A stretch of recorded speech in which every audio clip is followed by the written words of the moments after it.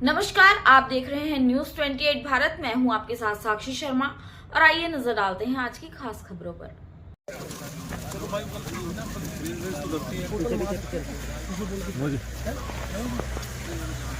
मुजफ्फरनगर में यूपी की सबसे बड़ी काऊ सेंचुरी का केंद्रीय मंत्री ने किया शुभारंभ।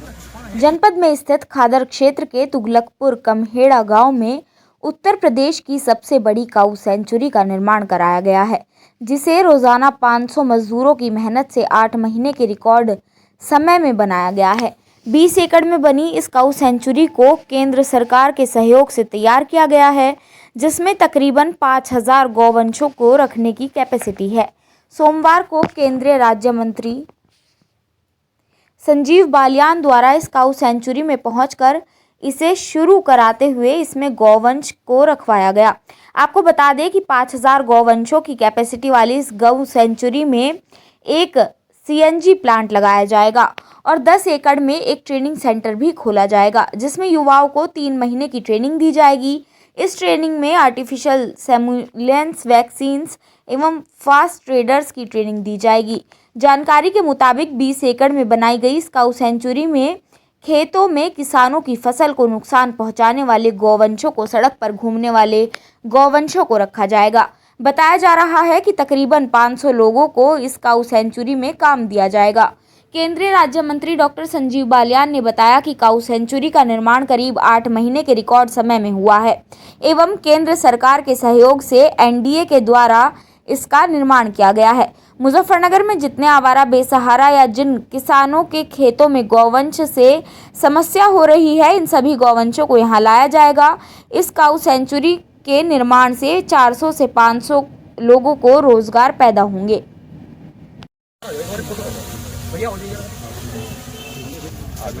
आप भी भैया सर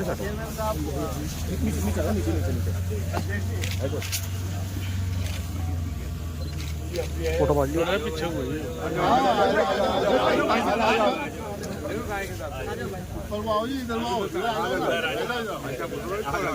बोलिए जरा नीचे आ जाओ भाई, जरा पीछे आ जाओ, पीछे हो जाओ भैया। और मैं तो प्रणाम आपको मना कर ठीक है भैया। अरे भाई आप बताइए भाई हो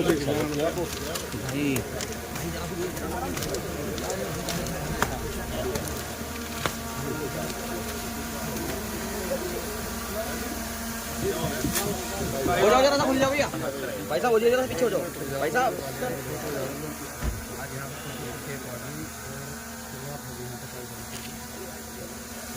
बुला लिया उन्हें सब पहले कर देना चाहिए। इतना तो करे करो, गलत कर रहे हो, इतना तो करे करो पहले। कितनी बार बुला लिया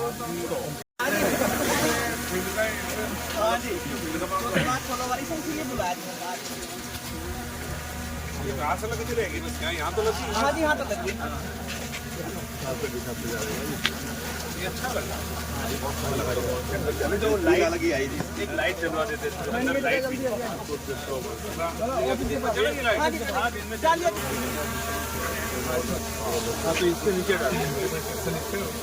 रन बाई आ जाए। ठीक है मैंने आज हो जाएगा।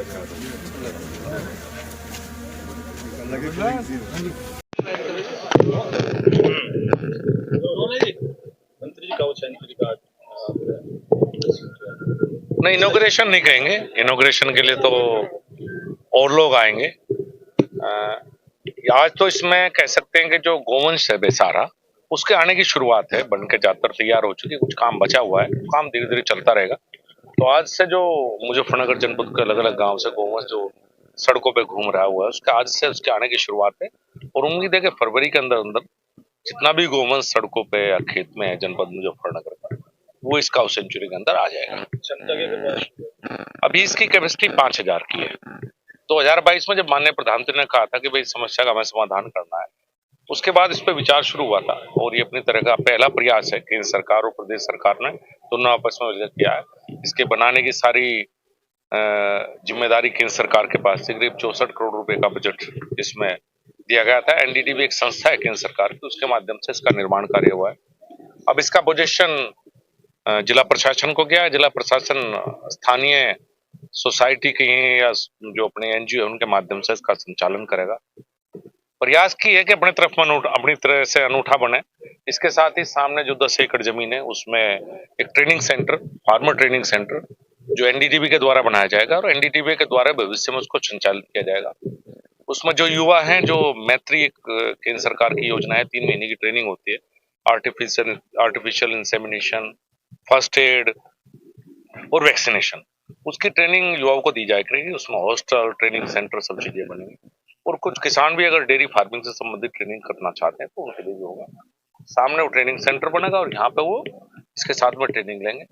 पहली बार हमने विचार किया है कि बायो सीएनजी प्लांट इसमें लगेगा और बहुत जल्द इसका निर्माण कार्य शुरू होगा। तो जो यहाँ से गोबर प्राप्त होगा गाय का, उससे सीएनजी बनाई जाएगी और कोशिश करेंगे कि काऊ सेंचुरी का अपना सीएनजी पंप हो जो हाईवे पे लगे और जिससे लोगों को भी पता लगे कि भाई ये जो सीएनजी आप इस्तेमाल कर रहे हैं ये काऊ सेंचुरी के गाय के गोबर से तैयार है और बचे हुए गोबर से खाद भी बनाया जाएगा। इस तरह की बहुत सी महत्वाकांक्षी भविष्य की योजनाएं हैं। शायद रिकॉर्ड टाइम में 8 महीने के अंदर ये बनकर तैयार हुई है। मुझे नहीं लगता कि कोई भी सरकारी आज तक देश में 8 महीने के अंदर इतना बड़ा सेटअप बनकर तैयार होगा जितना बड़ा सेटअप ये है। लगातार सबका सहयोग मिला। तुगलकपुर कमेड़ा के ग्रामीणों का विशेष रूप से सहयोग रहा कि ग्राम पंचायत ने हमें जमीन उपलब्ध कराई और उनका विशेष रूप से बड़ा सहयोग आसपास के क्षेत्र के सभी किसानों ने दिया। चूंकि किसानों की समस्या थी और प्रधानमंत्री की जो पहल थी कि समस्या का समाधान करना है, तो ये पायलट प्रोजेक्ट कहेंगे कि देश में अपनी तरह का पहला है कि बनाई सरकार ने, चलाएंगी स्वयंसेवी संस्थाएं सरकार के सहयोग से। तो प्रयास ही रहेगा कि अगर एक बार कामयाब रहा तो ये मॉडल दूसरे जनपदों में, दूसरे जनप्रतिनिधि जितने भी हैं उनके साथ ये साझा किया जाएगा और माननीय मुख्यमंत्री, माननीय प्रधानमंत्री को इसके बारे में बताया जाएगा, जानकारी दी जाएगी। और प्रयास रहेगा कि ये सिर्फ मुजफ्फरनगर तक सीमित ना रहे, जो बाकी जनपद हैं। अब आप देख सकते हैं कि जो जमीन हमें मिली थी 40 एकड़, इस पर कभी कोई खेती नहीं, रेत के टीले थे। ये आप कह सकते हैं उपयोग में नहीं रही कभी भी और भविष्य में भी इसका उपयोग नहीं होना था। इससे बेहतर इसका उपयोग क्या हो सकता था कि आज इसमें काऊ सेंचुरी का। तो ऐसी सभी जनपदों में ऐसी बेकार जमीनें पड़ी हैं जिनका कोई उपयोग नहीं है। हाँ, इस तरह की कह सकते हैं आप पहली है इस तरह के कंसेप्ट पे, जहाँ हर तरह की है। चारे के लिए हमने करीब सिंचाई विभाग की करीब 350 बीघे जमीन है, एक तो वो उस पर चारा बोया है। कुछ और जमीनें हम देख रहे हैं कि जो जमीनें बेकार पड़ी हों, जिनमें खेती ना हो रही हो, ग्राम पंचायतों की हो या सरकार की हो, उनमें चारा बोया जाएगा। बाकी जनपद के लोगों के जो इंडस्ट्रियलिस्ट हैं, जनपद के जो और हैं, जो संस्था का रजिस्ट्रेशन हुआ है, कुछ जो उसके अध्यक्ष है संस्था के, एक संस्था बनाई गई है जो इसे चलाने का काम करेगी। तो काफी लोग शहर के ज्यादातर बिजनेसमैन, इंडस्ट्रियलिस्ट, व्यापारी सब लोग जुड़ रहे हैं। और अब जैसे गेहूं कटेंगे तो किसानों को भी इससे जोड़ने का प्रयास होगा। हमारा प्रयास रहेगा कि जनपद के हर किसान से अनुरोध करेंगे हम कि चाहे एक गठड़ी भूज दो, क्योंकि ये उनका ही तो है, ये सबका किसी का व्यक्तिगत नहीं है। इसमें सबका सहयोग मिलेगा तो सबकी भावना इसमें जुड़ेगी। तो जनपद के सभी किसानों को भी जोड़ना है। जनपद के इंडस्ट्री वाले ऑलरेडी जुड़ चुके हैं, व्यापारी जुड़ चुके हैं और नौकरी पेशा लोग भी, बहुत से लोग इसमें आगे आ रहे हैं जो सहयोग करने के लिए तैयार हैं। और मैंने तो देखा नहीं कि कभी इस तरह से सहयोग के लिए होड़ लगी हो कि नहीं इसमें सहयोग करते। आप देखिए इस काऊ सेंचुरी में मुझे ऐसा लगता है कि जब ट्रेनिंग सेंटर भी होगा, काऊ सेंचुरी भी चलेगी, सीएनजी प्लांट भी चलेगा, खाद भी बनेगी और भविष्य के बहुत से आयाम है। तो मुझे नहीं लगता कि 400-500 से कम लोग यहाँ काम करेंगे सारा मिला के। तो 400-500 लोगों को इन्हें कहीं से रोजगार भी मिलेगा और अपनी तरह से अनूठा होगा। तुगलकपुर कमेड़ा आप कह सकते हैं कि हिंदुस्तान के मैप में निश्चित रूप से इससे बढ़ने के बाद आएगा कि लोग यहाँ आके देखा करेंगे कि भाई एक अनूठा प्रयास था।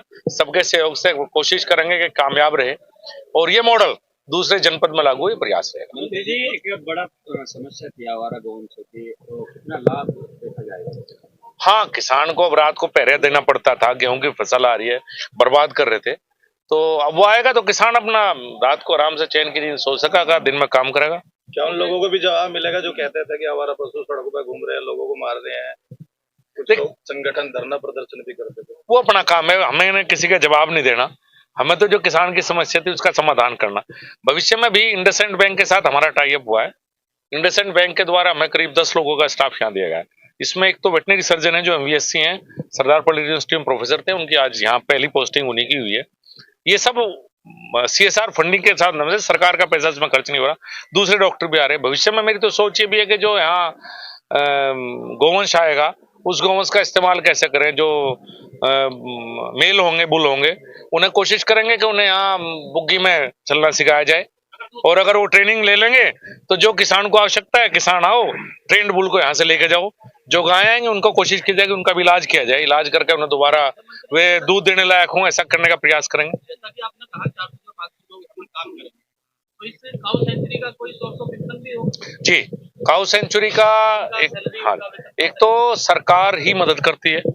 सरकार की तरफ से 50 रुपए पर एनिमल ये सरकार की तरफ से दिया जाता है। उससे अलावा जो सोसाइटी इसको रन करेगी, जिस सोसाइटी को मिलेगा, हम जनता का सहयोग लेंगे, क्योंकि 50 रुपए में एक आप गौवंश को नहीं पाल सकते, उससे ज्यादा पैसे की आवश्यकता है। आपने भी देखा है, मैंने भी देखा। जो बाकी बचे हुए हैं, मुझे लगता है कि 100 रुपए के करीब एक गौवंश को एक दिन में आवश्यकता होती है, तो 50 रुपए सरकार के सहयोग से मिलेंगे, बाकी 50 रुपए मुजफ्फरनगर के सब लोग मिलकर कहीं ना कहीं से उसमें व्यवस्था करें। और जब सीएनजी प्लांट होगा तो गोबर से सीएनजी बनेगी, गोबर से खाद बनेगा। इस तरह के और बहुत से आयाम आपको भविष्य में, एक जैसे मैं बता रहा हूँ कि हम ट्रेनिंग देंगे, बिल्कुल निकलता रहेगा। हाँ जी, प्रयास रहेगा कि जनता के सहयोग से, ये मॉडल यही तो है कि सारा सरकार पे बोझ ना हो, जनता के सहयोग से चले। जनपदों के लोग यहाँ अपने गौवंश लाने लगे, नहीं, देखिए क्या है कि ये तो मुजफ्फरनगर के लिए है, दूसरे जनपदों के लिए ये कामयाब होगा तो इस तरह की हर जनपद में बनाई जाएगी, क्योंकि एक में तो जो कैपेसिटी है उतना ही आ सकता है। नहीं, वो तो अभी तक नहीं, ऐसा नहीं है। मुजफ्फरनगर क्या है, यहाँ कोई भी एंट्री सीधी नहीं हो सकती किसी की भी। यहाँ ग्राम पंचायत को पहले बोला जाएगा, ड्यूटी लगाई जाएंगी कि किस दिन किस ग्राम पंचायत से पशु आएंगे यहाँ। तो हम आज से ये शेड्यूल बना लेंगे और सभी गांव पंचायतों को कह दिया जाएगा, गांव प्रधान आएगा साथ में स्वयं लेकर पशु, गांव प्रधान बाकायदा लेटर लेकर आएगा, मेरे गांव से इतने पशु आए, पशु अंदर आएंगे, उनकी टैगिंग होगी, उनका इंस्पेक्शन होगा, डॉक्टर्स की पूरी टीम यहाँ पे मौजूद है, सारा रिकॉर्ड मेंटेन किया जाएगा। तो बिना ग्राम पंचायत के, बिना यहाँ से पहले ग्राम पंचायत टाइप, इसमें किसी की एंट्री नहीं होगी। नहीं, ऐसे क्यों छोड़ेंगे? पुलिस किस लिए, प्रशासन किस लिए? पुलिस और प्रशासन का काम है। हमारे पास 18 शेड है, हम इसमें जो गाय होंगी वो अलग रखेंगे, जो बुल होंगे वो अलग रखे जाएंगे, जो बछड़े होंगे छोटे वो अलग रखे जाएंगे। उसी तरह से अगर कुछ ऐसे खतरनाक आते हैं तो उन खतरनाकों को एक जगह अलग से रखेंगे। अंतिम संस्कार की क्या प्रक्रिया रहेगी? देखिए, इंसिनेटर बनाया गया है, यहाँ पे बनने जा रहा है, अभी काम उसका चल रहा है, और अगर किसी भी गौवंश की मृत्यु होगी तो इंसिनेटर में उसका अंतिम संस्कार, आधुनिक शब्दाग्रह कह सकते हैं, जो आपने शायद हरेंद्र मलिक ये कह रहे हैं कि गौवंश का दुर्दशा कर रहे हैं कि अंतिम संस्कार तो क्या नाम दफनाने से होगा। जिसका आपने जिक्र किया उसके हर बात का जवाब देना जरूरी है। आप अगर उसकी बात से संतुष्ट हैं तो मुझे जवाब नहीं देना चाहिए, ये तो जनता को देखना चाहिए मैं क्या कर रहा हूँ क्या नहीं, उसका जवाब देंगे एज ए ब्राह्मण।